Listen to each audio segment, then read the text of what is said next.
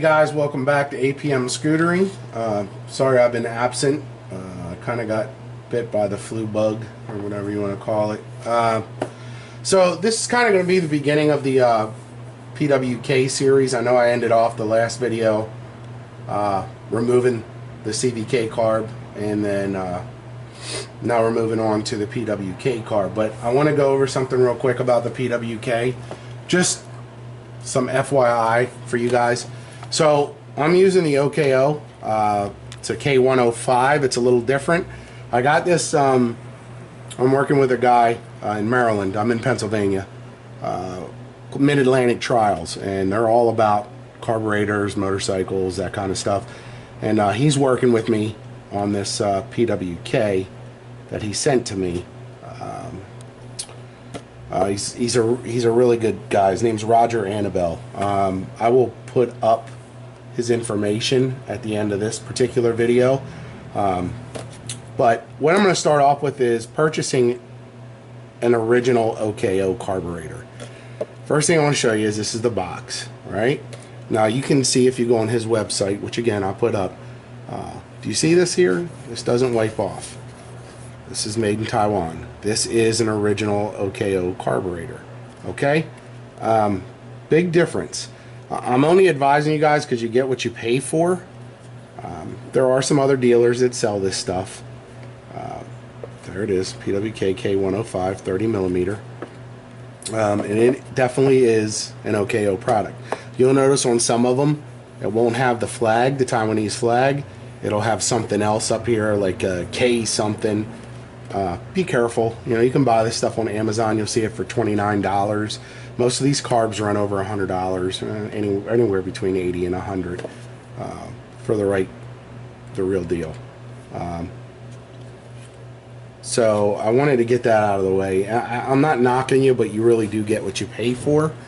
You can go on his website and look at the comparisons, because he actually did trials on the Chinese knockoffs and the real ones. And there's big differences in the slide.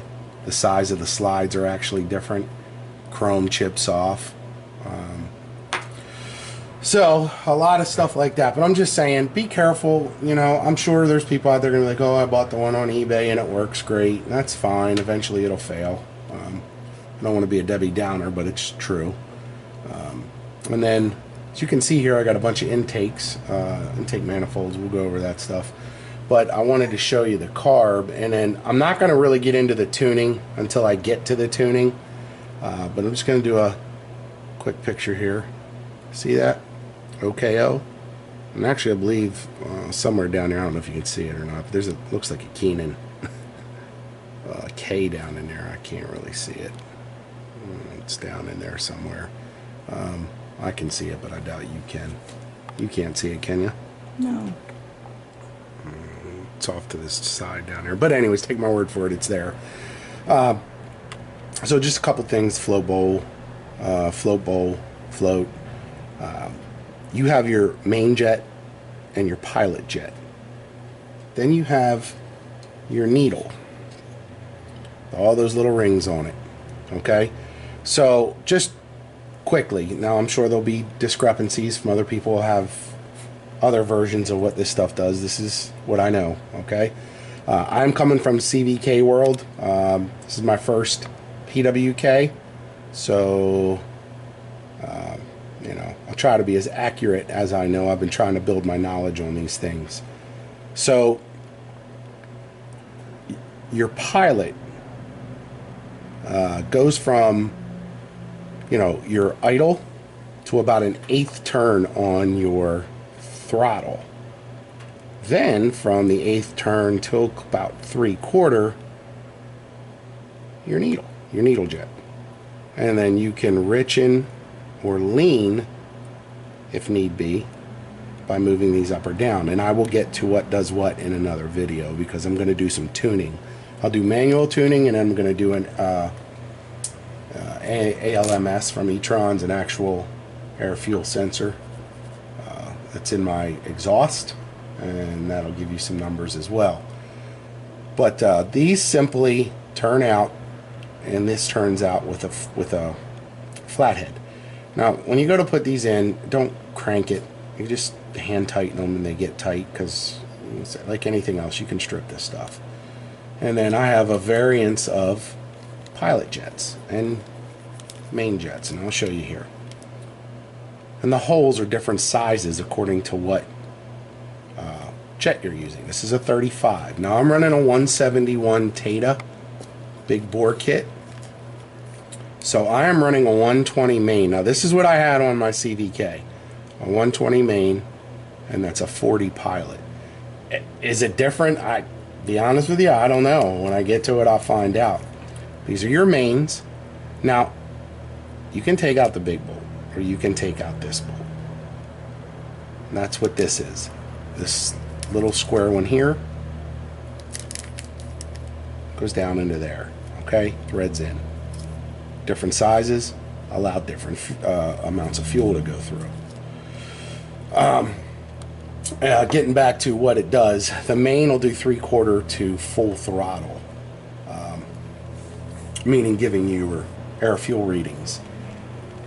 I will also show you again, this is the float bowl, and this is the bottom of this is actually the bottom of the carburetor. So you can loosen this, and then your excess can come out through your drain tube. So if I blow on this, the air comes out through here.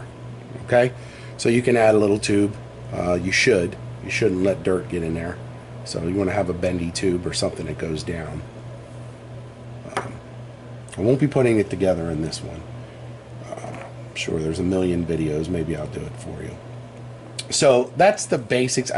It's really quick because I really wanted to just go over the main point about being careful about what you buy there. And then I want to move on to the intake manifolds. Now I have a variety of them. A Naraku is what I had with the CVK. Then I call this the short nose. I don't know if that's a proper term. NCY. And I also have another long nose. Now I have this taken off because I was measuring the actual diameters. And let me grab my tape measure, because the actual intake going into the engine, these are all the same. I measured them all. So they're all about 1.25 inches. I should have got my digital calipers out, but something like that. Take it across. About 1 1/16 inches, it looks like.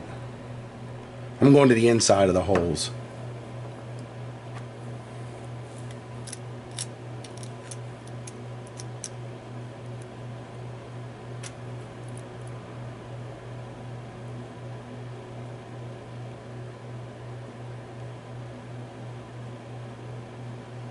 Yep. I'm pretty sure this one's going to be the same, but I'm just doing this for sake of doing it. Yep. So they're all the same. Now, it's also the same. So I guess the difference is how far it juts the carburetor back, but I have noticed one thing that's awesome about a PWK is its size. Now this is the OKO CVK. There's a big difference in the sizes. I mean, this thing's honking. It's huge. Served its purpose, but still really big. Enough about that one. I'm trying to move on to newer things here. So you have 4 bolts, and I do want to give a shout out. I did get these awesome little Allen bolts from the Ruck Shop. Really nice guys, easy to talk to. Pick these up. I forget what they cost, but you can find them on their website. Post a link, I think. I asked him if I could, so he said yeah. That was a while ago, but I don't know if they remember me, but yeah. So I'm going to replace these instead of the Phillips heads. Obviously, if you guys know about carbs, Phillips heads can be a bitch and they'll strip. But, you know, with the Allen keys, only fits one way and no stripping. So, kind of like that. So what I wanted to get into, enough of that, is I also want to get into something that not a lot of people do, or they should do. And if you guys know what this is a cable luber. Now, I already did lube the cable, but I just will go through and show you. So this little piece here opens up. And when it opens up, it allows this to slide backwards and you can insert your cable through. So I will insert the cable through and show you. You'll see there's an end, and that's really the end that goes into your throttle. So I pull the cable, slide it,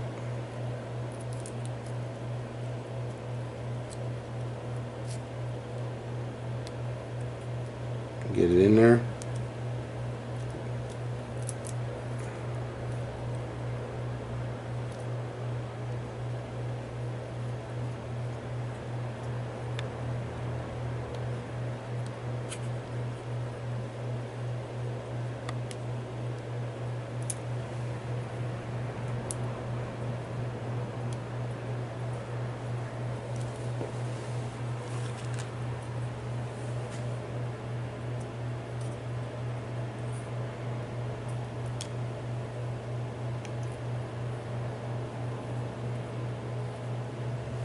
And you can see pinches. See that? Pinches. And then you'll see there's a tiny little hole there.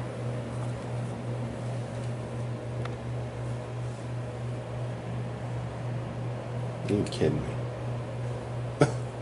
Did I lose that thing?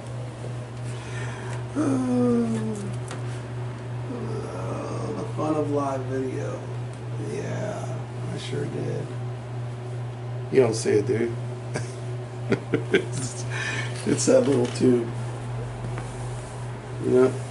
Alright, so that sucks.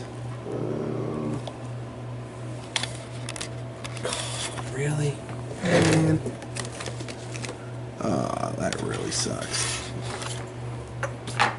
See, what happened is we actually shot this video before and something went up with the camera, so I had to reshoot again.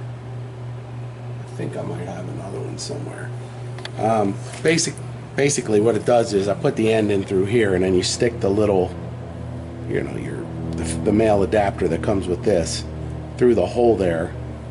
I'm just wondering if it's inside of this thing. Here, can you hold that for a sec? Let's see here, guys. I think I have it.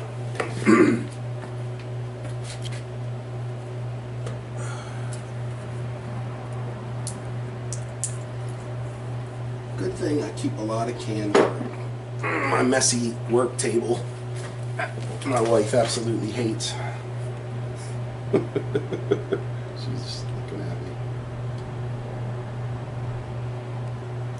All right. So. Alright.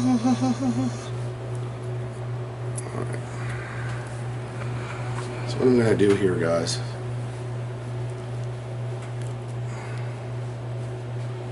so you see that? This thing's getting extra lubed because I already did it before. So I just inserted it in there. And then of course it wants to pop out here. Don't push down on the button when you're doing this.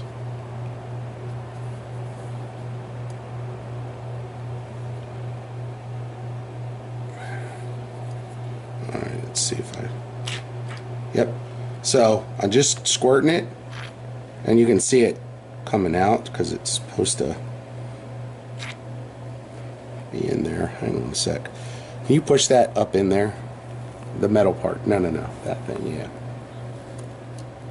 See how this metal part here? Oh, I thought it was the other metal part. No. I actually should have tightened it on that, but I don't know. I'm blaming it on being sick, so. Actually, guys, I don't know. I'm going to do this the right way for you, so just hang on.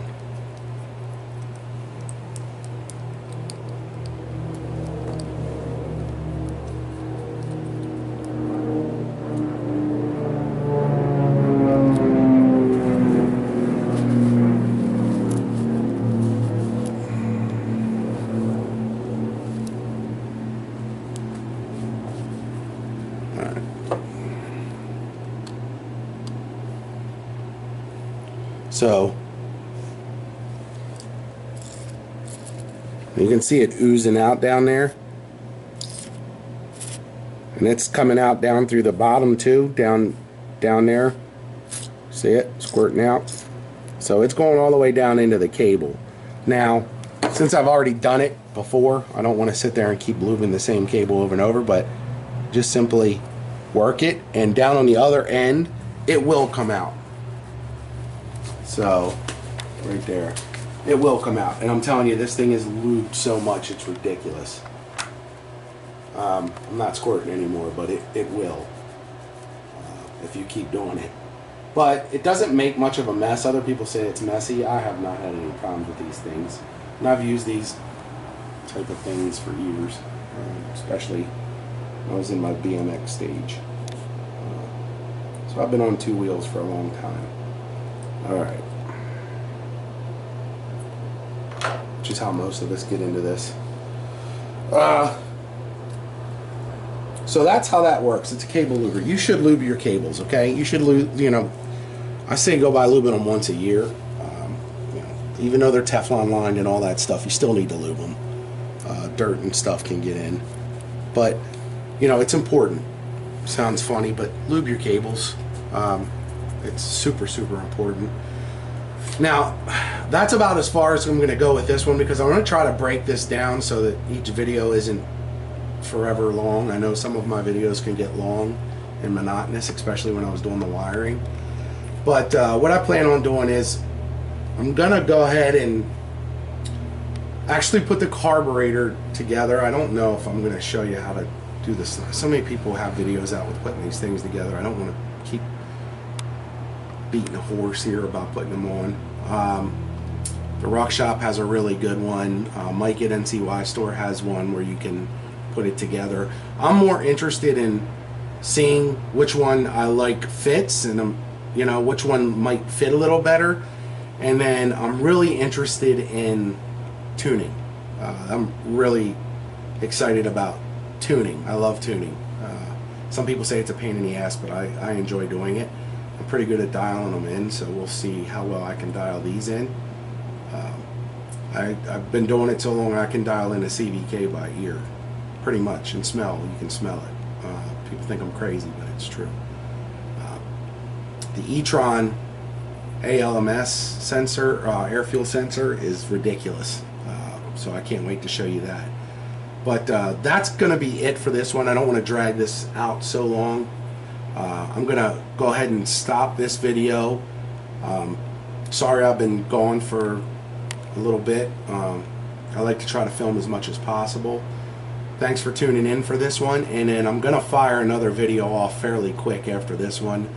I think I'll have the carburetor back together, and then we'll do some fittings and see what we like on the intake manifold, and then we'll move into, I don't know, I can show you routing the cable. I don't know how exciting that'll be, but we'll go from there, okay? Thanks for watching, and I should see you pretty quickly on the next video, okay? Have a good day, guys.